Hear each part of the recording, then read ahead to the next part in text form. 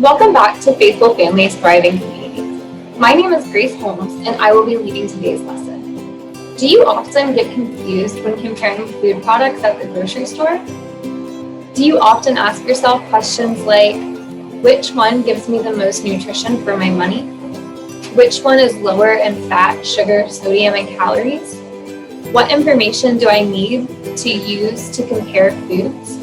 What choices are best to prepare healthy meals for my family?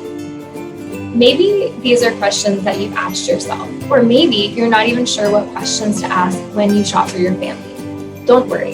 Today's lesson will teach you how to shop for value and check for the facts. The food label is called nutrition facts. These are there, and we need to check them to shop for the best value. The choice that offers us the best value is the one that gives us the most nutrition for our money. Reading food labels helps us make the best choice possible for feeding our family.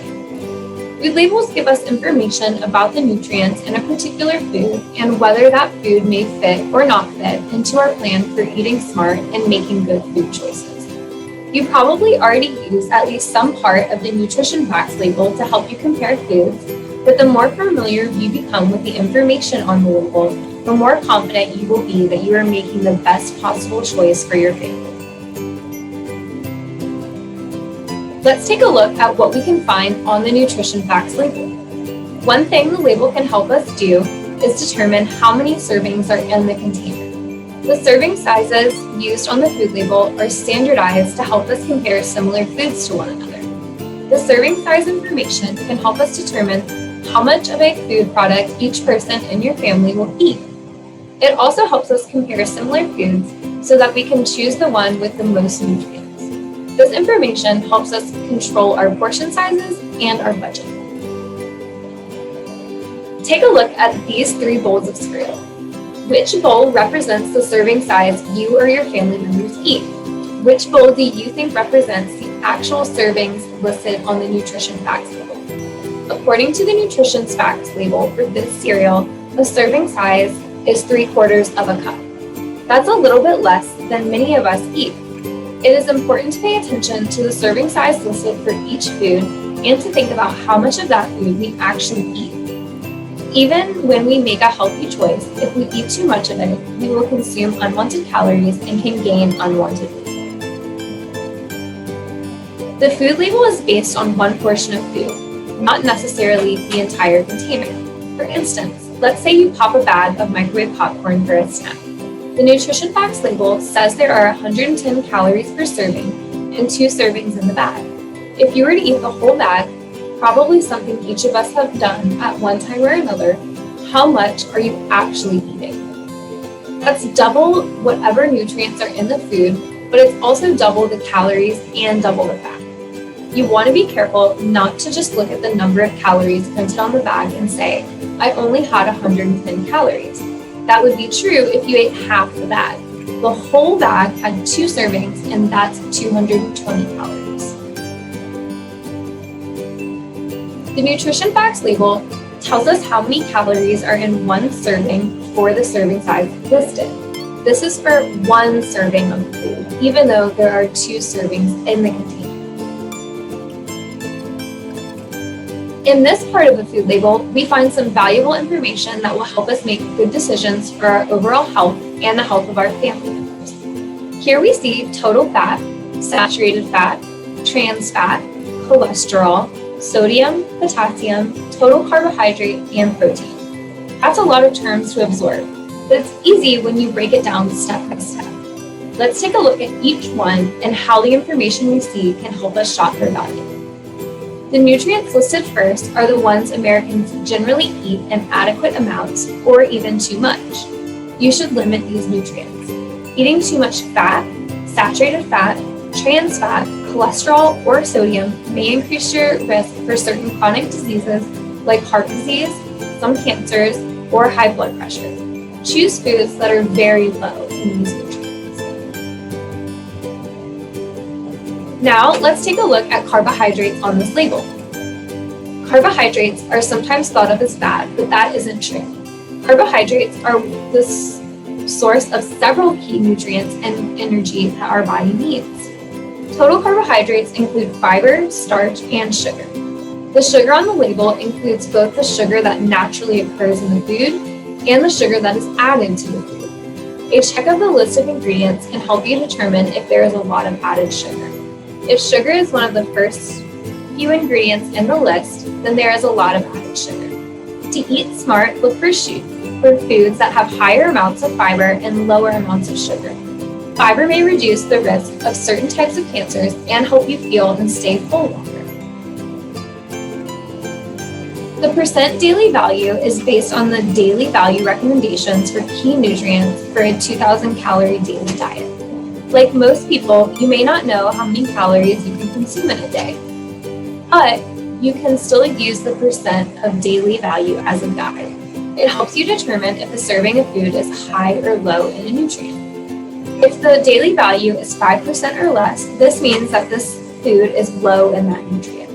If the value is 20% or more, the food is a high source of that nutrient. Remember, this is only for one serving. Look at the amount of total fat in one serving. Is 18% of daily value contributing a lot or a little to your fat limit of a 100% daily value? It is below the 20% of daily value, so it is not considered too high. But what if you ate the whole package? Remember, that's 2 servings when you check it on the label. You would double that amount, eating 36% of your daily allowance for total fat from just one food in one sitting. Now let's look at calcium. The daily value for calcium is 20%, so this food is an excellent source of calcium. Let's look at fiber. This food is not a good source of fiber. In addition, vitamins A, C, and D, calcium, potassium, and iron, content in foods can also be found on some food labels. Some foods are fortified or enriched with extra nutrients, and those may be listed as well. When looking at these nutrients, if a food has 10% or more, it is considered a good source of that nutrient. If the food has 20% of that nutrient, it is an excellent source. At the bottom of the nutrition facts label is a guide to help us meet our eating smart goals. This guide shows recommendations for a 2,000 calorie diet and a 2,500 calorie diet.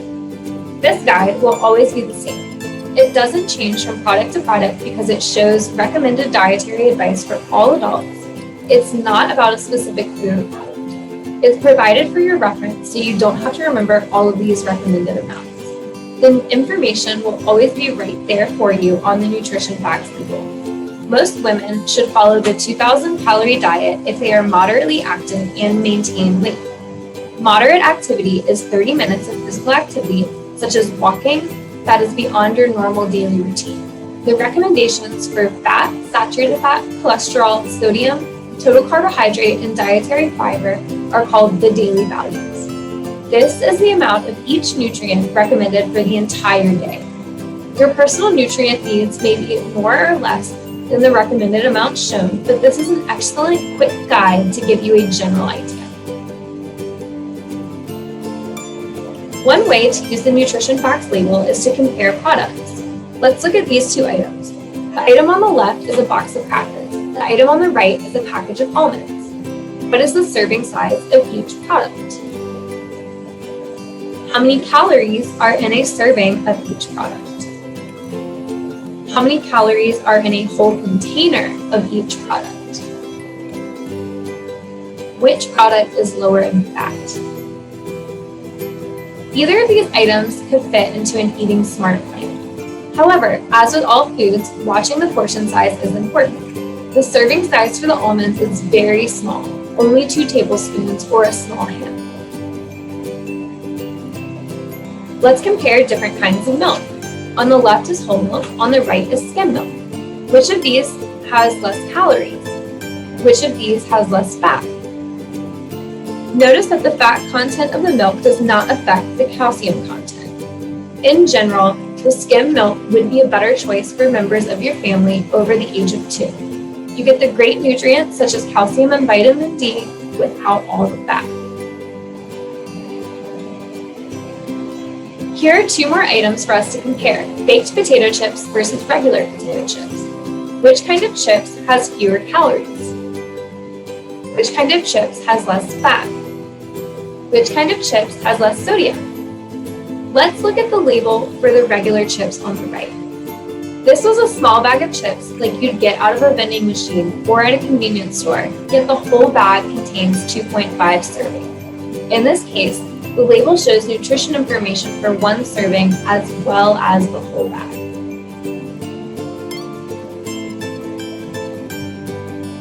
Here are labels for two different cheeses. You can find a copy of these labels on the back of your handout. The one on the top is regular cheddar cheese. The label on the bottom is for reduced fat cheddar cheese. If they both have the same serving size, which cheese has the most protein? Which cheese has the most calcium? Which cheese has the least calories and fat? They both have the same amount of calcium, 20% of the daily value. Do you think you might try choosing reduced fat cheese for your family? Other information on the food label that might be helpful in making good food choices is the ingredients list. Ingredients are listed in order by weight of the ingredient in the food. The ingredient present in the largest amount is listed first.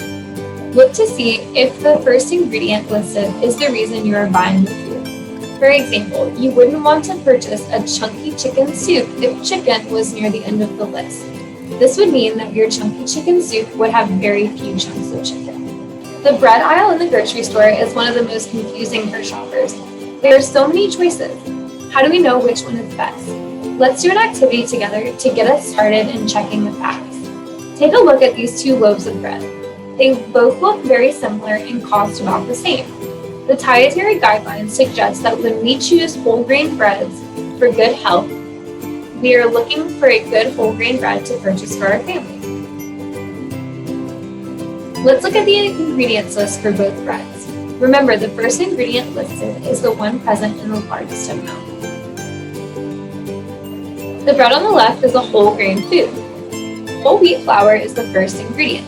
The bread on the right does not have any whole grain at all, even though it looks very similar to other bread. The first ingredient is wheat flour, but it is not whole wheat flour. The bread on the left would be a better choice for you and your family because it is a whole grain. So why do we want to choose whole grains? The dietary guidelines recommend that we make at least half of our grains whole, or in other words, at least 3 servings a day. Whole grains are important to our health because they help us maintain a healthy weight and reduce our risk of type 2 diabetes, stroke, colorectal cancer, and heart disease. There are some terms that appear on labels that have a specific meaning. Fat-free, less than 0.5 grams of fat per serving. Low fat means 3 grams or less per serving. Reduced fat means 25% less fat than the original product. And light, or light, L-I-T-E, means 50% less fat or a third fewer calories than the original product. A package of reduced fat muffins may not be a low fat, low calorie food. If its original fat content per muffin was 20 grams and the fat has been reduced to 15 grams, it is still 5 times higher than the 3 grams per serving that officially qualifies as low fat. Also, reduced fat, low fat, and fat-free don't mean calorie-free. It doesn't mean eat all you want. You still need to read the food label carefully. Companies which label their foods with these terms must follow strict rules. Health claims that are found on labels must link to a nutrient found in the food to a specific disease risk. Only government-approved health claims can be placed on food labels. Let's look at the labels for regular and reduced fat cheese again. We see that the label for the reduced fat cheese indicates that the fat has been reduced from 9 grams to 6 grams. Recent research has led the recommendation for most people, including children, to reduce sodium intake. On average, the higher our intake of sodium, the higher our blood pressure will be. Sodium can be found in table salt and many foods naturally, but it is often added to processed foods. Look for labels that state no salt added or low in sodium. While you will still need to check the nutrition facts label, this tells you that the manufacturer of the food is making an effort to lower the sodium content. Be careful of labels such as lower in sodium. This is a bit misleading as the product is only lower than its original version but not necessarily low in sodium. Choose non-processed foods and fresh fruits and vegetables when they are in season. Choose foods low in sodium and prepare foods with little salt added.